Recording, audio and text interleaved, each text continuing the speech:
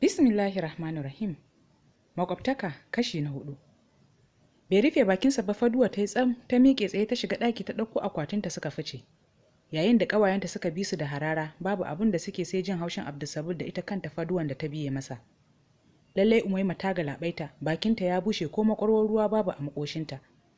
Ta tuje gashin kanta, haka rigar baccin da ke jikinta duk ta kanannaɗe saboda birgima. Da kyar aka zakulo ta a ƙarƙashin gado, duk ta wahala ƙarfinta ya ƙare, don ko yatsanta ba ta iya ɗagawa balle ta ɗaga ido ta kalli wanda yake kanta. Daga ta buɗe idon nata sai ta rufe luhu kamar sumammiya.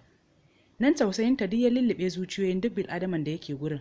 Security 3, Faduwa da kuma Abdulsabur.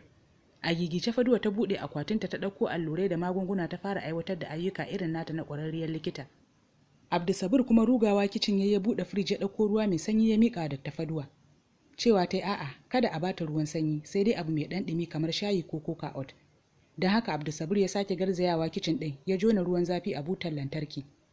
Ya buɗe lokokin kicin ɗin sai ya ga komai reras, wajen kayan abinci daban, kayan shayi daban, kwanuka, kofuna, cokula, kicin ɗinta dai a tsare yake. Gata da tsafta ko ina yayi fes-fes.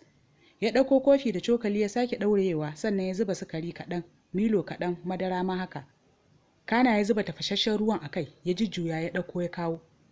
Dr. Faduwa ta karɓi kofin ta ɗago kan Umaima kan cinyata ta dinga tarfa mata da cokali tana sha saboda dama tana tsananin jin yunwa da kishirwa. Faduwa ta dubi securities ɗin ta ci gaba da yi musu bayani. Tana buƙatar ƙarin ruwa da gwaje-gwaje don a gano ciwon da yake damunta. Don haka dole sai an kai ta asibiti. Yanzu sai ku gaggauta kiran wayar asibiti ku gaya musu kuna buƙatar motar ɗaukar mara lafiya. Jan haka Abdulsabur ya buɗe durowar kayanta yana dubawa ba tare da ya san wanda zai ɗaukar mata ba. Kaya ne a goge a linke ga sunan sanka-sanka sai kamshi suke yi. Daga baya ya ga riguna da ɓangaren su siket da abayoyi da mayafai da dai sauransu.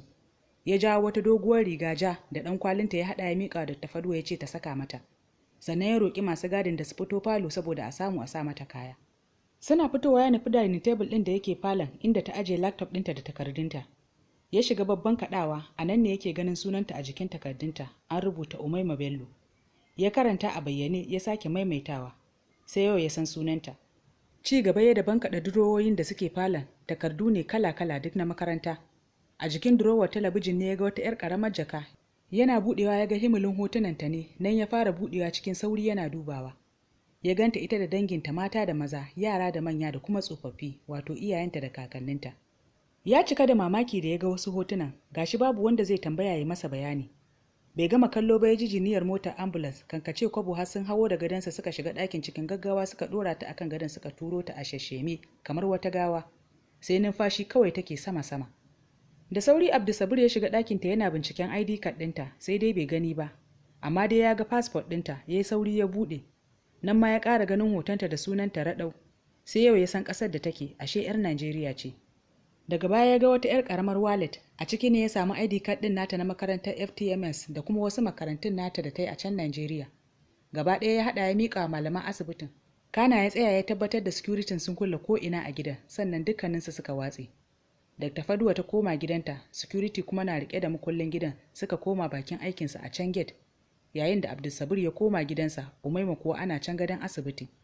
Daga asibiti aka yi wa makarantar waya suka tura malamai mata guda 2 waɗanda su ne suka zauna suna kula da ita. Abdulsabur kuwa ya kasa zaune ya kasa tsaye balle ya kwanta, babu maganar bacci a tare da shi. Ya shiga damuwa sosai saboda tausayin rai. Babban abin tausayin ma shine rashin haƙiƙanin 'yan uwanta a kusa. Ga babu waya balle a buga a sanar musu ko saboda halin rayuwa.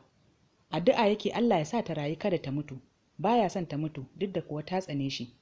Dan bata ƙi ta ga baya doron ƙasa ba. A daddafe ya bari gari ya waye da sassafe ya shirya ya fito wajen masu gadi. Bayan sun gaisa ya tambaye su adireshin asibitin da aka kai Umaima, su kuma suka bashi a rubuce. Bai fuskanci wata matsala ba saboda dama ya san asibitin bai da nisa da makarantarsu. Sai ya musu godiya ya nufi asibitin. Yana hanya yana fargaba guda 2. Na farko yana fargabar yadda zai ga jikinta, sauki ko tsanani. Sannan na biyu yana fargabar yadda za a yi idan ta ganshi, farin ciki ko bakin ciki. Ko ba a faɗa masa ba ya san ta tsane shi. Ba mamaki idan ta ganshi ma ta dizga shi. To shi dai ko me zai faru, ya ji ya gani sai ya je. Dan ya saka a ran shi duk abin da yake yi yana yi ne saboda Allah kuma a wajensa yake neman sakayya. A reception ya musu bayanin suna da kuma yanayin ciwonta. Nan suka faɗa masa tana hawa na 3 da kuma lambar ɗakin da take. Ya yi godiya sannan ya nufi ɗakin yayin da fargabar da yake ciki take tsananta. Da addu'a ya isa bakin ƙofar ɗakin ya ƙwanƙwasa a nitsa gami da yin sallama. Sai ya ji muryar wasu mata suna amsa masa sannan ya tura ƙofar ya shiga. Aka hau kallon kallo tsakaninsa da matan biyu. Ɗaya 'yar Malaysia ce, ɗaya kuwa India ce, yayin da Umaima take shema akan gado ana ta mata ƙarin ruwa. Idanuwanta a rufe da alama dai bacci take yi. Ya ƙaraso jikin gadon ya gaishe su sannan ya gabatar da kansa cewar shi makwabcinta ne. Sai lokacin suka saki ransu domin da sun masa kallon rashin fahimta. Nan ya tambaye su ya jikin, suka shiga koro masa bayanin abubuwan da suka faru da ita a jiya, cewar ciwon ciki ne ya tsananta. Amma yau da safe ta samu sauki sosai don har ta samu bacci. A cikin bayanin nasu ne ya gane cewar ma'aikatan makaranta ne, sai ya ji hankalinsa ya kwanta. Ko ba komai, Allah ya kawo mata masu kula da ita. Ya je kanta ya tsaya yana tofa mata addu'o'in neman sauki, afuwa, rangwame daga Rabbus Samawati. Sannan ya ce idan ta tashi a ce mata Abdulsabur yana mata sannu. Nan ya musu sallama ya tafi, sai yanzu ya ji hankalinsa ya kwanta da ya ga jikin nata da sauki. Da yamma can Faduwa ta fito za ta tafi unguwa, ta biyo ta gidan shi ta same shi a falo yayi tagumi. Kallo ɗaya ta yi masa ta san baya cikin jin daɗi, ta samu kujera ta zauna tana gaishe shi. Sannan ta tambaye shi shin yana da labarin halin da mara lafiyar nan take ciki? Ya amsa mata da ta samu sauki sosai, na je na duba ta ɗazu. Sai ta yi kasake tana kallonsa da alama tana so ta ji yadda suka ƙare. Cikin zumuɗi ta dinga jero mai tambayoyi. Ta ganka? Kun gaisa? Abdulsabur ya girgiza kai ya ce, gaskiya bata san ma na je ba saboda tana bacci. Dr. Faduwa ta yi ajiyar zuciya ta ce, to barkanka, na taya ka murna da baka same ta ido biyu ba. Ya kalle ta a kaikaice, me yasa kika ce haka? Ta taɓe baki ta ce, dan ba za ta amsa maka ba saboda ta tsane mu. Ya kyalkyale da dariya, kai Faduwa, ai abun bai kai haka ba. Ni dai uzurin da nake bata shine, na san tana da wani dalilin ta na daban. Idan aka bibiya laifin wasu ne ya shafe mu, kuma ina mata addu'a Allah ya sa ta gane. Faduwa ta ce, ai wallahi ba dan kai ba, yarinyar nan ko za ta mutu ba zan je kanta ba. Kai ne dai da nacinka, ka ƙi ka rabu da ita, na rasa dalili. Ko da yake, na fahimci kana son yarinyar nan ne sosai, kuma har cikin zuciyarka. Abdulsabur ya gyara zama sannan ya zazzaro idanuwa cikin mamaki, ya girgiza kai. Babu ko ɗaya, da za ki yadda da ni da na miki rantsuwa. Wallahi babu magana so a tsakanina da wannan yarinyar.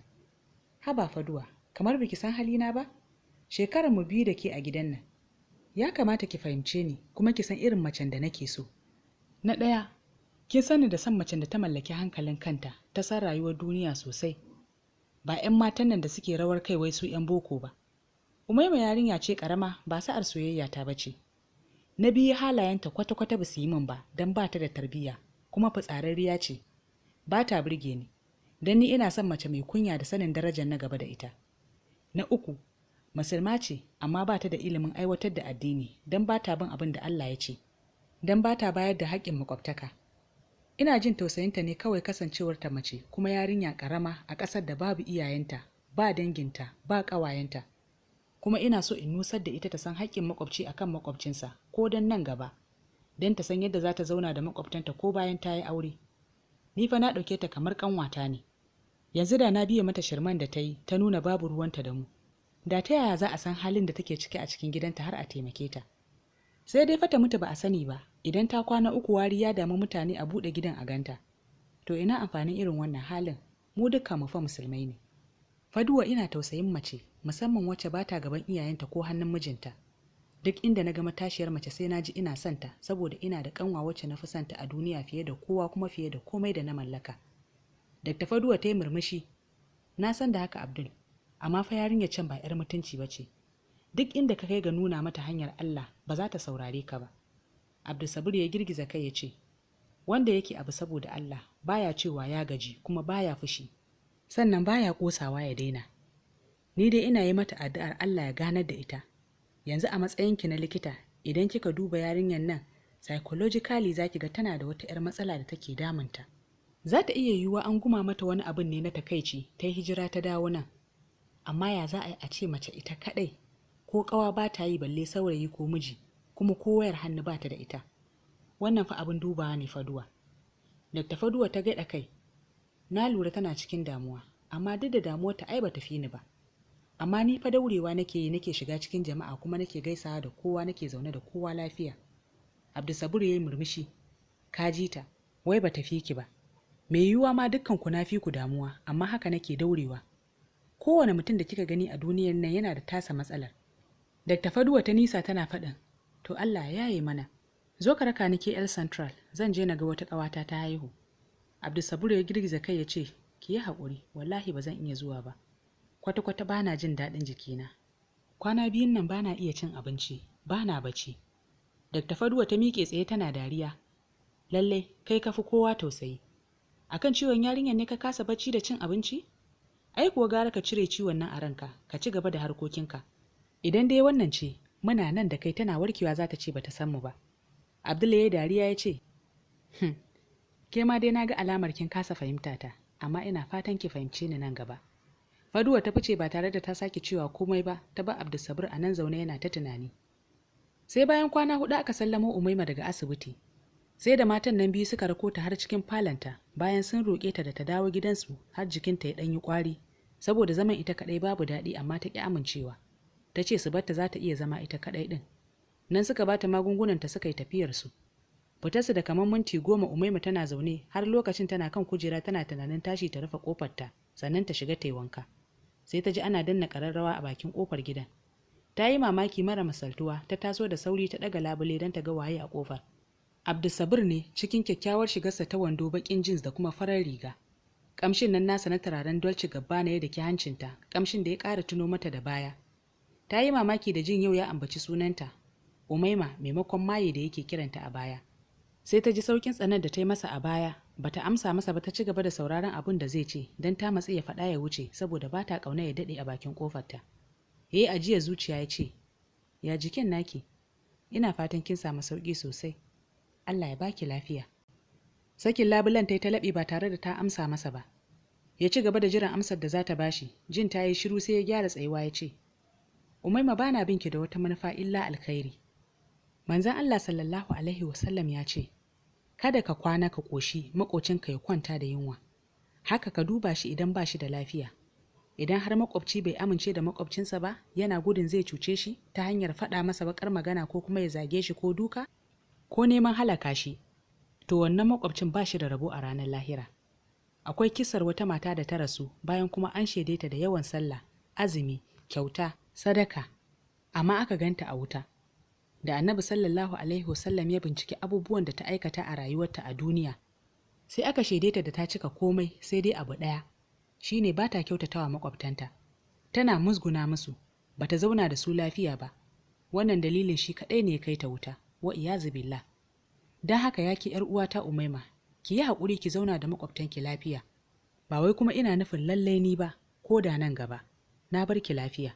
Da haka ya juya ya nufi gidansa, ya bar ta nan a jikin labule ta kasa motsawa.